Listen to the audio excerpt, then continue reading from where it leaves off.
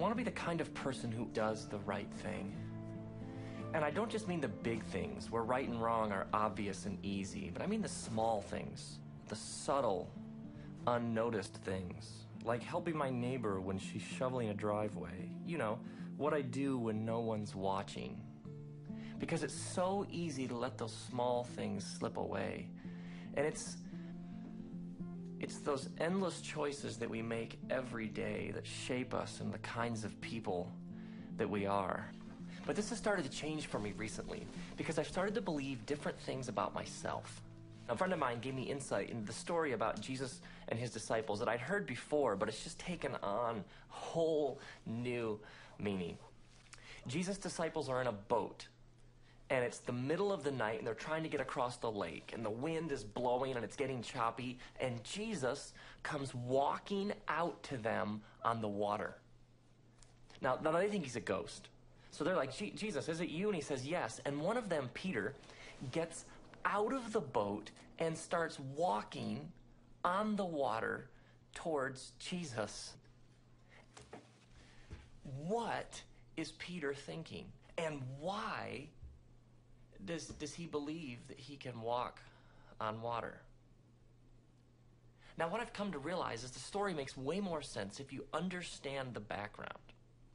Jesus is a Jewish rabbi with Jewish disciples living in a first century Jewish world. Now, Jesus grew up in a region called the Galilee, and the Jewish people in the Galilee believed that God had spoken to Moses, one of their great historical leaders, and had given him the first 5 books of the Bible. They called these first 5 books the Torah. Torah means like teaching or instructions or simply the way. And so Torah was the center, the foundation of their lives, and it was the focus of their educational system. So most Jewish boys or girls around the age of 6 would go to school for the first time to learn the Torah. It'd probably be held in the local synagogue and be taught by a local Torah teacher who was a rabbi. This first level of education was called Beit Sefer and lasted until the kid was around 10 years old. In Beit Sefer, most kids would memorize the Torah, and by the age of 10, have the Torah by heart, every word. Genesis, Exodus, Leviticus, Numbers, Deuteronomy, memorized. Now, by the end of Beit Sefer, which would be around 10 years of age, most kids were no longer going to school. They were apprenticing, learning the family trade, learning the family business, learning how to manage a household. But the best of the best would keep going. They would continue their education into the next level, which was called Beit Talmud. In Beit Talmud, the best of the best, who were still going on, the ones with the most natural ability, would memorize the rest of the Hebrew scriptures. Genesis through Malachi, memorized. Now, by the end of Beit Talmud, 14, 15, most kids are learning the family business, learning the family trade, apprenticing with their parents. But the best of the best of the best would continue on to the next level of education, which was called Beit Midrash. And they'd go to a rabbi and they'd apply to that rabbi to become one of that rabbi's disciples. Now, when we use the word disciple, we often mean student, but we generally mean somebody who knows what the teacher knows. But a disciple is something far deeper. A disciple just doesn't want to know what the rabbi knows. A disciple wants to be like the rabbi and wants to learn to do what the rabbi does. Now, rabbis differed in how they interpreted the Torah. They would take like a verse or a command, and one rabbi might say, well, this is what it means to follow this verse or to do this command of God. But another rabbi might say, no, I think it means something slightly different. And so different rabbis had different sets of interpretations about how they lived out and understood and interpreted the scriptures. Now, a rabbi's set of interpretations was called that rabbi's yoke. So when you went and applied to a rabbi to become one of that rabbi's disciples, what you wanted to do is you wanted to take that rabbi's yoke upon you so that you could learn to know what the rabbi knows in order to do what the rabbi does, in order to be like the rabbi. So you'd go to a rabbi and you'd say, Rabbi, I want to become one of your disciples. The rabbi would then grill you. The rabbi would ask you questions about Torah, questions about the prophets, questions about the oral tradition, because the rabbi wants to know, can this kid sit in front of me? Can this kid do what I do? Can this kid spread my yoke? Does this kid have what it takes? So the rabbi would fire off all these questions and grill the kid. And if the rabbi thought this kid's good, this kid loves God, loves Torah, but this kid isn't the best of the best of the best, the rabbi might say to the kid, you know, you obviously love God and you obviously know the Torah, but you don't have what it takes to become one of my disciples. And so the rabbi might say something like, go and continue learning your family trade. Continue plying your family trade. But if the rabbi thinks this kid has got it, I think this kid could do what I do, the rabbi would say to the kid, come, follow me.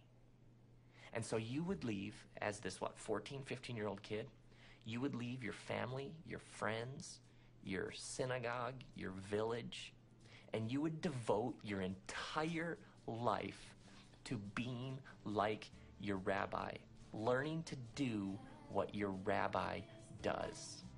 This is what it means to be a disciple.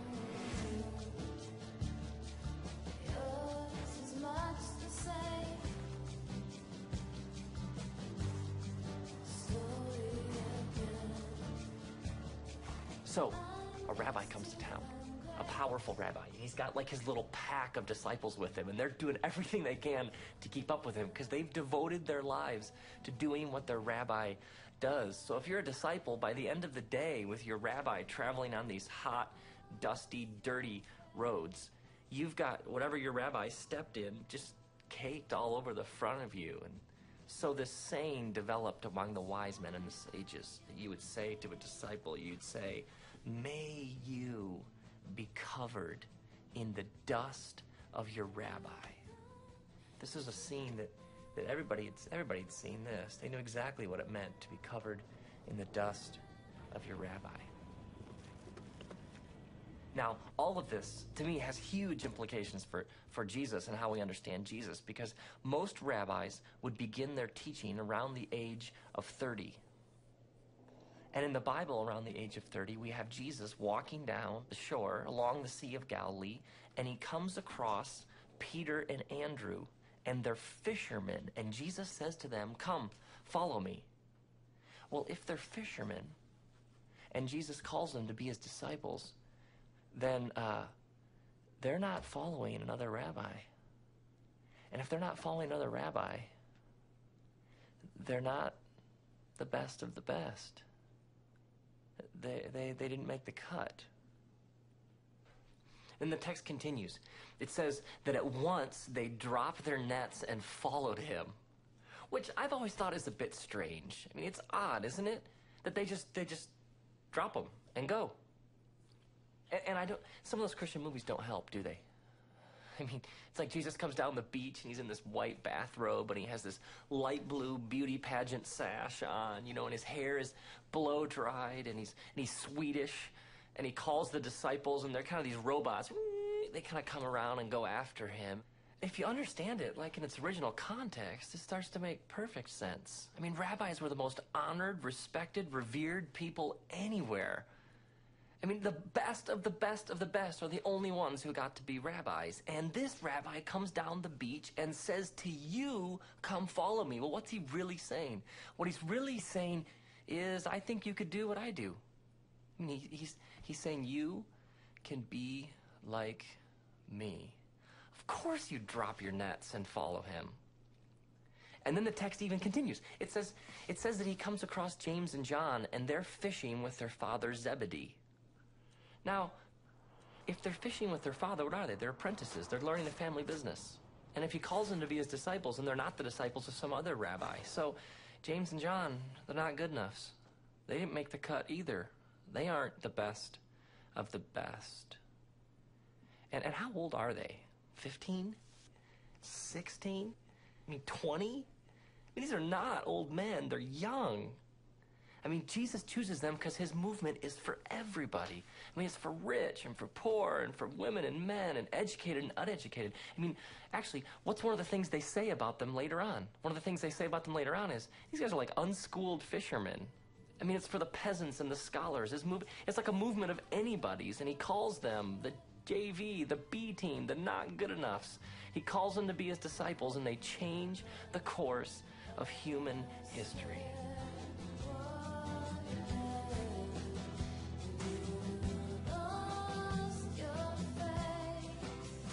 So back to the walking on water thing. I mean, you have this boat full of anybody's, and the water's choppy and the wind's blowing, and they're terrified because this Jesus comes across the water to them, and they think he's a ghost. And then Peter says, well, if it's you, then tell me to come to you. Now, why is this Peter's first response? Why is Peter's first reaction, if it's you, then tell me to come to you? Because he's a disciple. I mean, he's oriented his whole life, devoted his whole life to doing what he sees his rabbi doing, learning to be like his rabbi. So he sees his rabbi walking on water, and what's the first thing he wants to do? I want to walk on water too. I want to be like my rabbi. And so Peter gets out of the boat, and he starts walking on the water, but he starts to sink, and he yells out, Jesus, save me. And the text reads that Jesus immediately caught him and said, you of little faith, why did you doubt? Now, I always assumed that Peter doubts Jesus, but Jesus isn't sinking. Who does Peter doubt? He doubts himself. He loses faith in himself that he can actually be like his rabbi. I mean, Jesus wouldn't have called him if he didn't think he could be like him. Jesus even reminds his disciples of this at one point. He says to them, wait, you didn't choose me, I chose you. The rabbi doesn't choose you unless the rabbi thinks that you can do what he does, that you can be like him. I mean, all my life I've heard people talk about believing in God. But God believes in us, in you, in me. I mean, faith in Jesus is important, but what about Jesus' faith in us? I mean, he must have faith in us because he leaves it all in the hands of these disciples. And what's the last thing Jesus says to them? He says to them, now you go and make more disciples. He leaves it all in the hands of these anybody's, and they do it. I mean, what if we can actually be the kinds of people that God created us to be? What if he actually believes that? I mean, what if he actually believes that we can be the kind of people who live like Jesus lived? The kinds of people who take action because we're aware of all of these endless opportunities around us all the time for good, for beauty, for truth. I mean, Jesus has faith that you can follow him and you can be like him. He believes it.